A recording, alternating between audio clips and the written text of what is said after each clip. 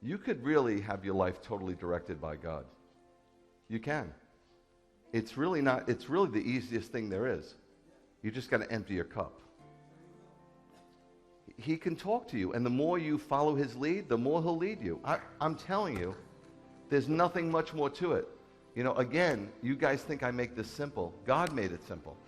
You guys complicated it.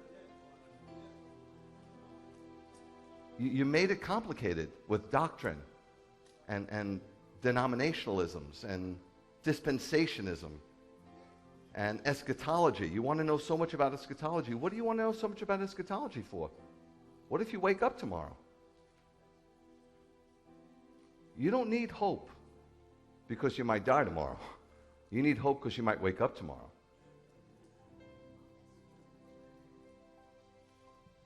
Don't get caught up in things that you'll never get answers for. You drive yourself crazy.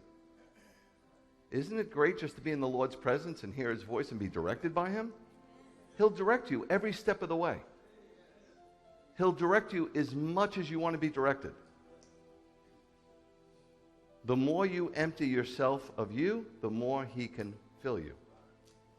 There's no other way to do it. But it's up to you. It's not up to him. He's more than willing.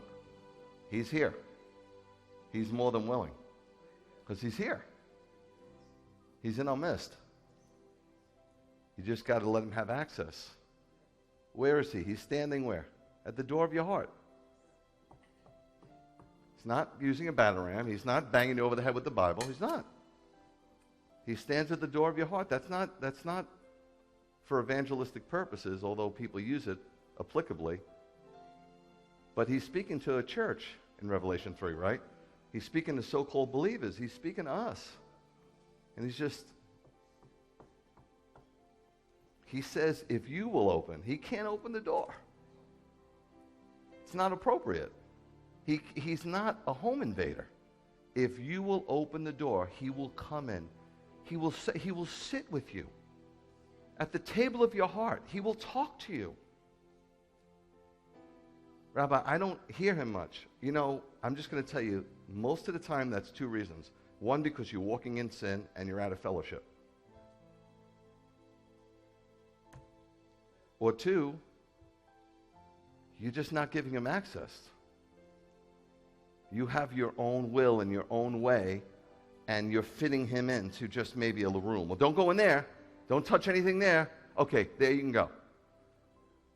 He's God. He's not going to. Doesn't work like that, man. You're not in control of anything. Why don't you let go already? Stop controlling everything, then. Stop having to know, well, Rabbi, what time is this? And then what are we going to do next week? Man, just go with let him flow. Let him just go with his flow. It's so much more enjoyable. Life is so much better that way. You know, you plan a picnic and then it rains. What are you going to do? The best laid plans of mice and men. Man proposes, God disposes. Let him have his way. Has he ever done the wrong thing by you? God has not. Look, I'm 62 years old. God has not hurt me not one day in my life, not one. Billy's older than me. Ask him. Billy, did God ever hurt you? Did God ever hurt you? We do the hurting. And still he comes back each and every time. Amazing, no?